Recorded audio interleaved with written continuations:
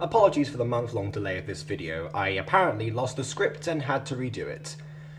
Wow, what a shame. I have to watch my favourite show of all time again for research purposes.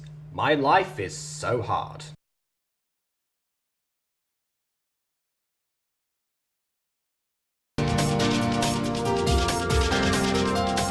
Well met, lords and ladies, Jacob Potter speaking.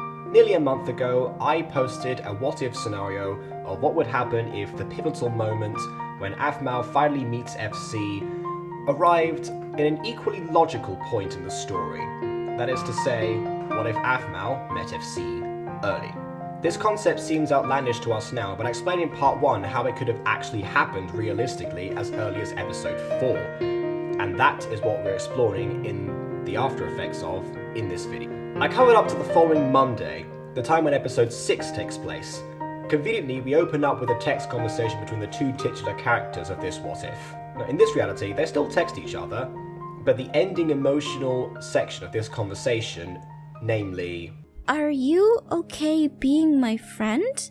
I'll always be your friend, even if we never meet," is not present for obvious reasons. Another change is the way that Lawrence approaches Aphmau. The two did not part on Friday with their differences resolved. Thus, their greeting is much more hesitant than before. Nonetheless, Lawrence remains his charming self and manages to walk with Aphmau to school regardless. Once they get there, they meet up with Gareth and discover they have Art 101 together. Gareth is who leads the charge this time, pretending to know nothing about the whole situation with Aaron. He maintains his confidence and charisma until he discovers he's going to have to draw Aphmau in the lesson. And we all know how that went. The art class and subsequent discussion served a different purpose this time. It serves as a method for Lawrence to break the ice and make peace with Aphmau, the row now forgotten, at least for the time being. Laughing at Gareth's expense proves therapeutic for both of them. Now at this point, it seems that I'm just patching up the damage done in the last part, bringing the story back to where it was before. But remember, there are still major differences to the narrative. For starters, Gareth and Lawrence have their plan to split Aphmau and Aaron up much sooner than the original. Years sooner, in fact. Aphmau and Aaron have scheduled lunch together, and are enjoying a leisurely meal in each other's company. Still a little uneasy around one another. After all, real life is different to hanging out in the game. Conversation is slow and mostly led by Aphmau talking about her recent art class, not mentioning Lawrence by name. I reckon here Jess would nowadays insert a blushing shot from Aaron where he learns that Aphmau had to pose? What? As in, no! My Irene, of course not! Right! Because that would be stupid! Who would draw that? Not think of hypothetical fan art, do not think of hypothetical fan art, do not think. Obliviate! Anyway, where were we? Ah yes.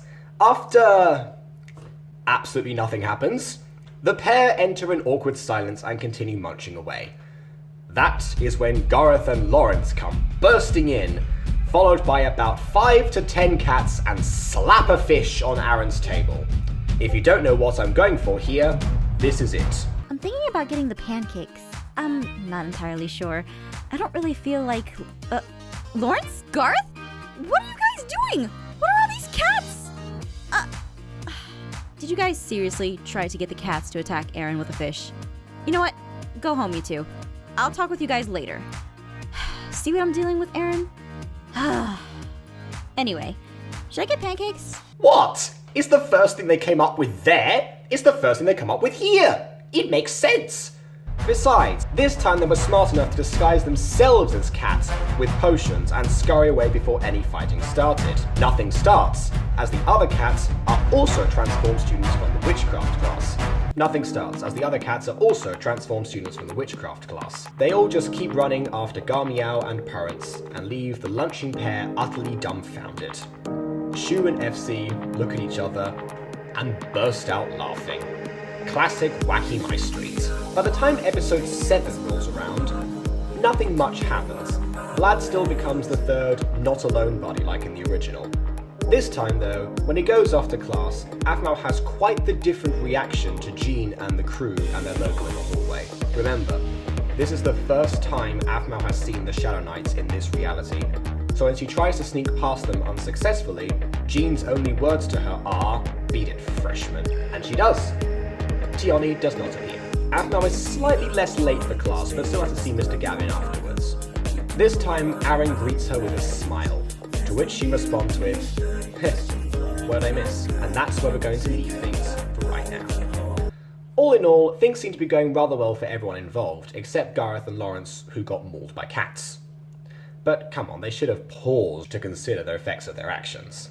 Either way, things won't be peaceful for long, as next time we tackle the Romave family mini-arc, and you all know what that's going to mean. But either way, leave your thoughts on what could happen in the description.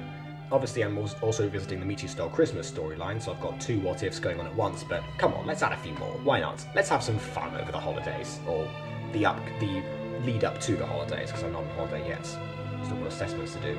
So yes, like I said, leave in the comments what you think other what-if scenarios I could tackle. I'm considering doing one about what if Aphmau actually joined the Shadow Knights. So yeah, let me know what you think about that as well. And either way, please leave a like or dislike, because your opinion matters.